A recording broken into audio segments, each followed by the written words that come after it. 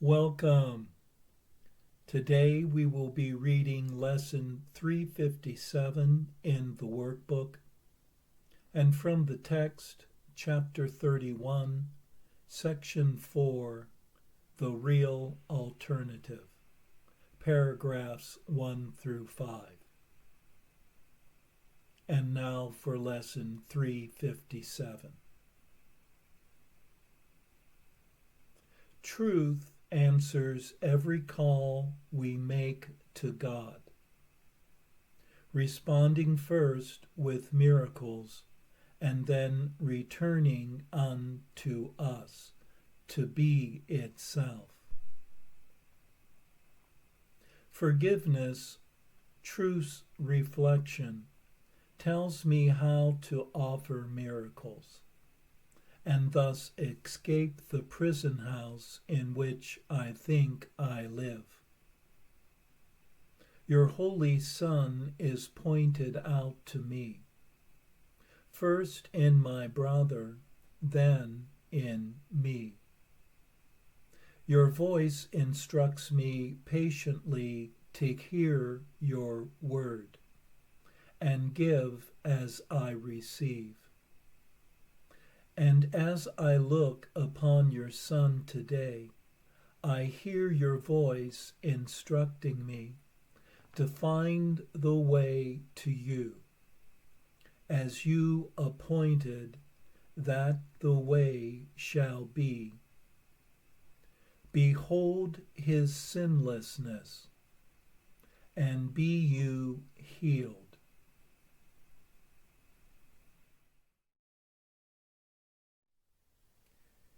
In every call for help is one answered. The miracle replies with a shift in appearances, and forgiveness allows one to see the unreal in what one had perceived as real, releasing one from a prison of fear and illusion.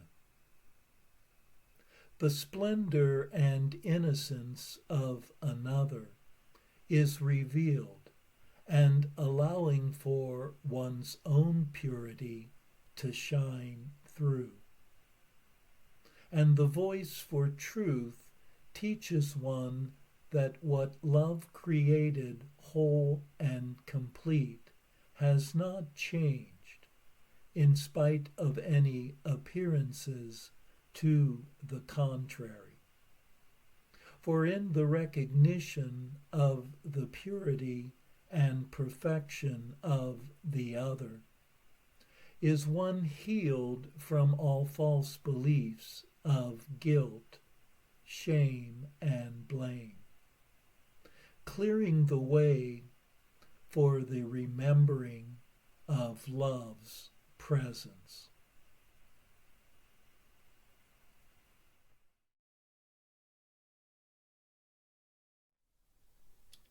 And now for our text reading for today, from Chapter 31, Section 4, The Real Alternative, paragraphs 1 through 5.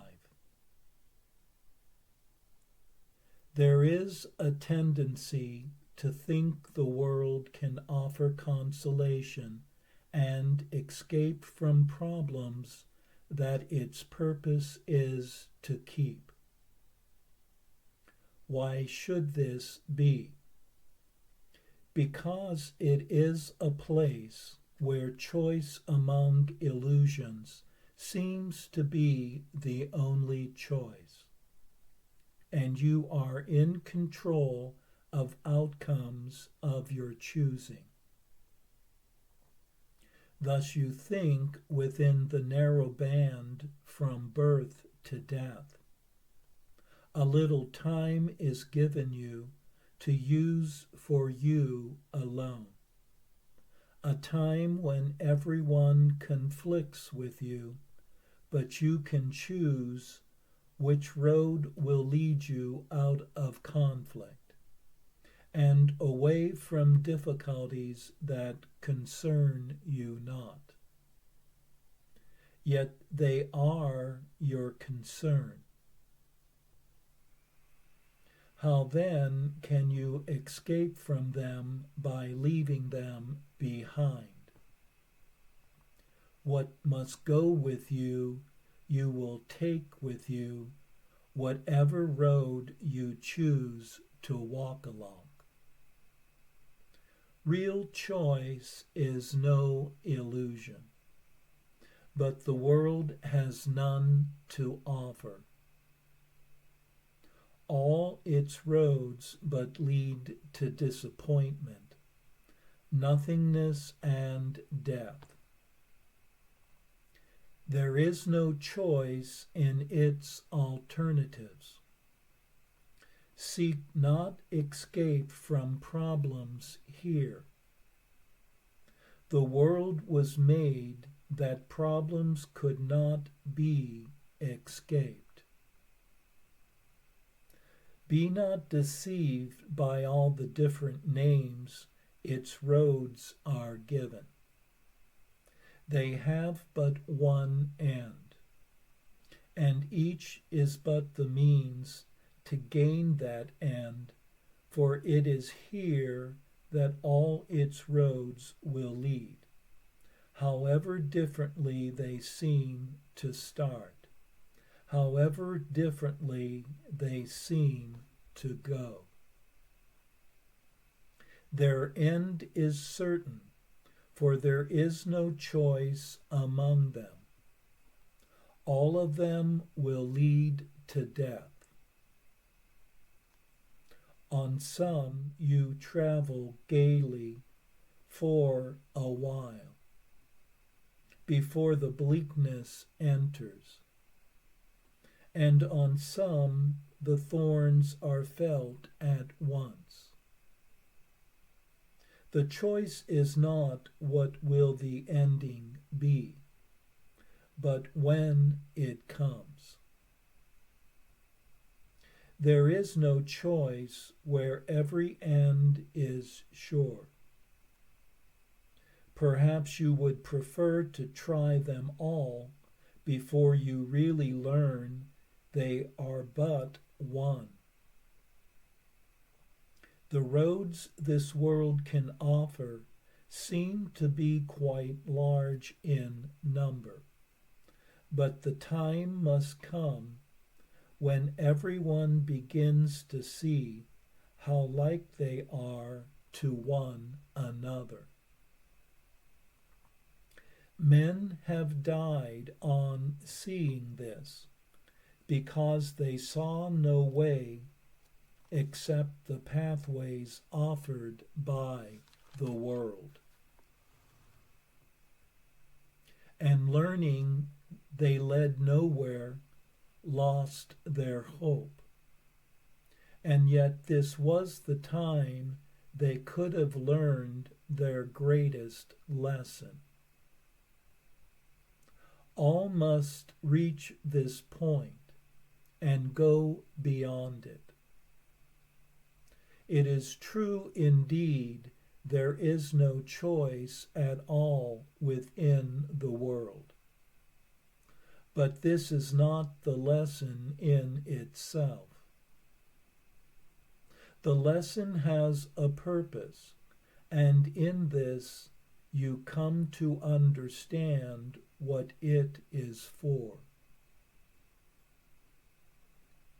Why would you seek to try another road, another person, or another place when you have learned the way the lesson starts, but do not yet perceive what it is for? Its purpose is the answer to the search that all must undertake who still believe there is another answer to be found. Learn now without despair. There is no hope of answer in the world. But do not judge the lesson that is but begun with this. Seek not another signpost in the world that seems to point to still another road. No longer look for hope where there is none. Make fast your learning now, and understand you but waste time unless you go beyond what you have learned to what is yet to learn. For from this lowest point will learning lead to heights of happiness, in which you see the purpose of the lesson shining clear and perfectly within your learning grasp. Who would be willing to be turned away from all the roadways of the world unless he understood their real futility? Is it not needful that he should begin with this, to seek another way instead? For while he sees a choice where there is none, what power of decision can he use?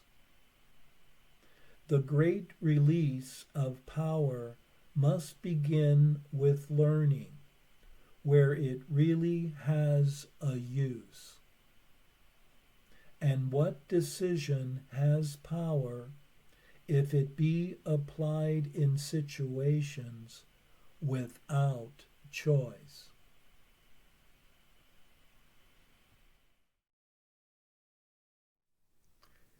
In this section, we are reminded that the world offers no answers to the peace that one seeks. The world provides countless paths that claim happiness and fulfillment, but all of them lead but to loss and death. It is critical to recognize the meaninglessness of the world's promises. Otherwise, one will be delayed by but choosing another journey that leads to nowhere. And one must see this in clarity without dismay or depression, for it prepares one for what exists beyond the world's narrow vision. There is no real choice one is given by the world that will give oneself what one truly wants. In the words of the Old Testament preacher, I have seen everything that is done under the sun, and behold, all is vanity and the striving after wind.